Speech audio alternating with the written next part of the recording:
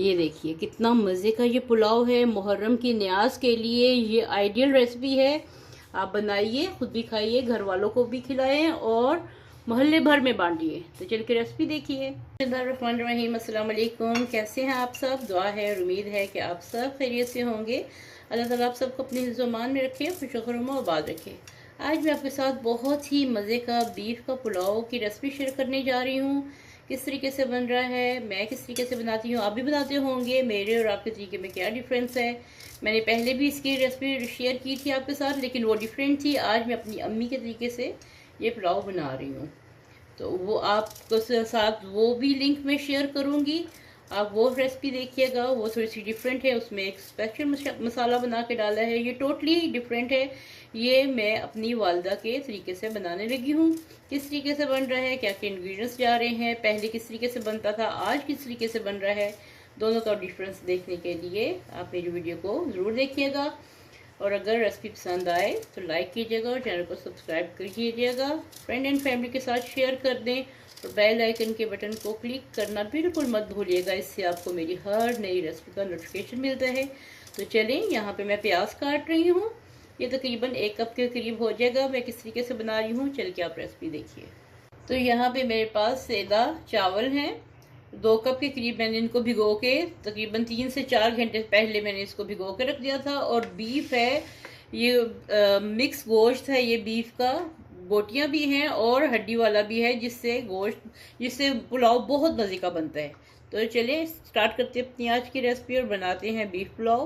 गोश्त को मैंने कुकर में डाल दिया है। साथ में इसमें 2 कप के करीब इसमें मैं पानी डाल दूंगी और साथ में इसमें मैं डालूंगी 1 अदद प्याज। इसके 4 टुकड़े करके डाल दें, इसने वैसे भी गल जाना है बीफ के साथ। और साथ में इसमें मैं मसाले डालूंगी। सूखा धनिया है 1 टेबल स्पून, बड़ी इलायची है 2 अदद, 4 अदद छोटी इलायची है, थोड़ी सी काली मिर्च है तकरीबन ½ टी स्पून के करीब, लौंग है ½ टी स्पून, दालचीनी है 2 टुकड़े और साथ में साथ में ये तेज़ पत्ते हैं 2 अदद। तो ये सारे जो हैं मैं इसमें कुकर में डाल दूंगी गोश्त के साथ। ये सारे इसमें डाल दी। साथ में इसमें मैं डालूंगी 1 टीस्पून भर के नमक। अब कुकर बंद करके इसको गोश्त गलने तक गला लूंगी, पका लूंगी। जब तक गोश्त बॉयल होता है प्याज को फ्राई कर लेते हैं। 1/4 कप से थोड़ा सा ज़्यादा इसमें मैंने ऑयल डाला है और साथ में इसमें मैं डाल दूंगी प्याज जो आपके सामने मैंने काटे हैं और इसको गोल्डन फ्राई कर देंगे। ठीक है, यहाँ पे देखिए प्याज ब्राउन हो चुके हैं। अब इसमें मैं डाल रही हूँ 1 टेबल स्पून लहसुन और अदरक की पेस्ट का। इसमें डाल दी, चूल्हा मैंने हाथ का कर दिया ताकि इसकी छींटे ना उड़े।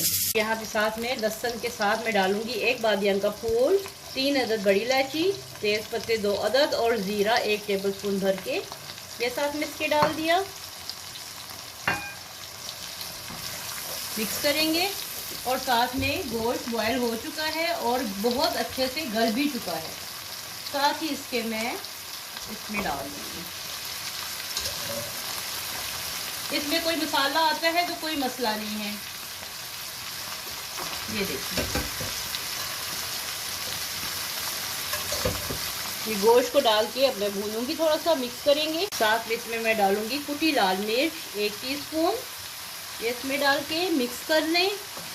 आपकी ये ऑप्शनल है, आपने डालना है, आपकी मर्जी है, नहीं डालना तो भी आपकी मर्जी है। ठीक है,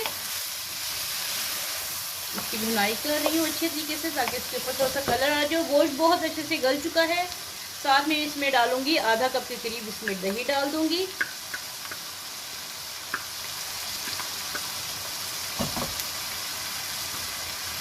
और इसकी बुनाई उतनी देर में करूंगी जब तक कि दही का पानी खुश्क नहीं हो जाता।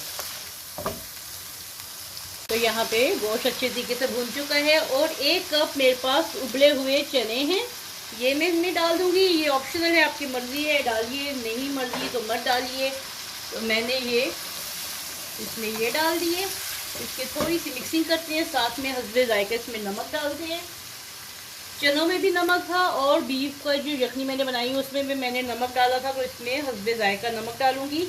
चावलों के हिसाब से 2 कप चावल हैं तो मैं 1 और 2 टीस्पून भर के इसमें मैं नमक डाल दूंगी।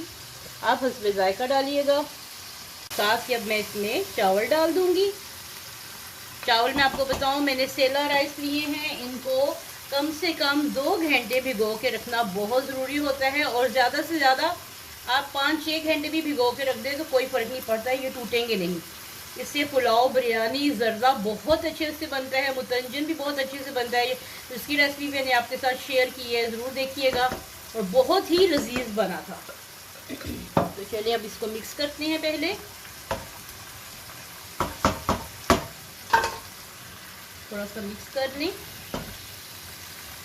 और साथ में ये जो मेरे पास यखनी इसकी गोश्त की बच गई थी, जो गोश्त को मैंने बॉयल किया है, ये उसकी यखनी है, ये इसमें मैं डाल दूंगी। बिस्मिल्लाहिर्रहमानिर्रहीम। ये सारी इसमें चली गई, और ये इसके अंदाजे के हिसाब से इतना पानी इसमें बहुत है कि जिसमें चावल डूब जाएं, और एक इतना सा 1 पोर के बराबर, 1 इंच के बराबर पानी चावलों से ऊपर आ जाए। तो ये इतना चावलों का हिसाब, जिनको हिसाब नहीं आता, अगर नहीं आता तो आप नाप के डाल लें, जितने चावल हैं उसके हिसाब से आप उतना डबल पानी डाल दें। अगर जैसे मेरे पास 2 कप चावल थे तो मैं 4 कप पानी अगर नाप के डालती तो 4 कप डालती, और मुझे अंदाज़ा है पानी का, तो इसलिए मैं अंदाजे से ही डालती हूँ कि कितना पानी जाएगा इसमें। तो इसलिए मैंने 1 इंच ऊपर रखा है। आपको अगर अंदाज़ा मुश्किल है, आपसे इस तरह नहीं सही बनते, तो आप नाप के डाल दें। और अब इसके ऊपर मैं डालूंगी 1 टीस्पून गरम मसाला पाउडर। बस, बहुत सिंपल, बहुत आसान, झटपट बनने वाला ये पुलाव है। ज़रूर बनाइएगा और फीडबैक दीजिएगा। अगर आपको मेरी वीडियो कहीं भी पसंद आती है तो लाइक कर दीजिएगा। ये वो तरीका है जिस तरीके से हमारी अम्मी बनाती थी, या पहले ज़मानों में देगों में पकता था, और अब तो बहुत मुख्तलिफ तरीक़ों से लोग बना रहे हैं। तो सब तरीके बहुत अच्छे हैं, बहुत मज़े के हैं।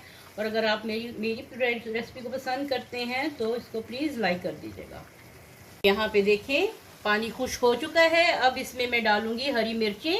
इनको मैं हमेशा जैसे छुरी से कट लगा लेती हूँ उस तरह मैंने कर लिया है। ये देखिए, इससे खुशबू बहुत अच्छी आती है। थोड़ा सा धनिया डालूंगी इसके ऊपर, इसकी भी खुशबू बहुत अच्छी फैल जाती है पूरे पुलाव में। और साथ में ये थोड़े से पुदीने के पत्ते ये फैला दें।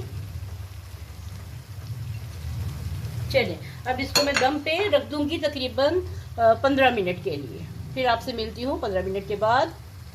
चलिए जी, 15 से 20 मिनट हो गए दम पे पड़ा हुआ, और मैंने ये ढक्कन के ऊपर मैं कपड़ा लगा देती हूँ। चूल्हा बंद कर देते हैं और देखते हैं कि हमारा पुलाव कहाँ तक पहुँचे। बिस्मिल्लाहिर्रहमानिर्रहीम। माशाल्लाह माशाल्लाह, ये देखिए माशाल्लाह बहुत अच्छे से इसको दम आ चुका है। चूल्हा बंद कर दिया है। तो चलिए अब इसको डिश आउट करते हैं। यहाँ पे एक अदर डिश ले ली और अब पुलाव को इसमें डालते हैं। ये देखिए दाना दाना इसका खिला हुआ है, और खुशबू इसकी सारे घर में माशाल्लाह से फैली हुई है। बहुत ही लजीज, बहुत ही मज़ेदार ये पुलाव बना है। आप बताइए आपको ये मेरी रेसिपी कैसी लगी है, कमेंट बॉक्स में ज़रूर बताइएगा, और अपना फीडबैक देना बिल्कुल मत भूलिएगा। आप भी बनाएं, खुद भी खाएं, घर वालों को भी खिलाएं, और मोहल्ले भर में बांटिए। इस तरह का पुलाव बहुत कम लोग बनाते हैं। तो ज़रूर फीडबैक दीजिएगा, कमेंट बॉक्स में बताइएगा कि आपको आज की मेरी रेसिपी कैसी लगी है। मिलते हैं ऐसी नई मज़ेदार सी गर्मा गर्म सी रेसिपी के साथ। तब तक के लिए अपने घर वालों का बहुत ख्याल रखिएगा, और अपनी दुआओं में मुझे भी याद रखें। इसको मज़ेदार से सैलड के साथ, रायते के साथ आप इसको पेश करें। बहुत ही लजीज बना है। तो चलें हम लोग अपना ये लंच एंजॉय करते हैं, और आप भी बना के खाइए, खिलाइए, और खुश रहें, आबाद रहें। अपने घर वालों का बहुत ख्याल रखें। मिलते हैं ऐसी नई मज़ेदार सी गर्मा गर्म सी रेसिपी के साथ। तब तक के लिए अपने घर वालों का ख्याल रखिएगा, और अपनी दुआओं में मुझे भी याद रखिएगा। अल्लाह हाफिज़।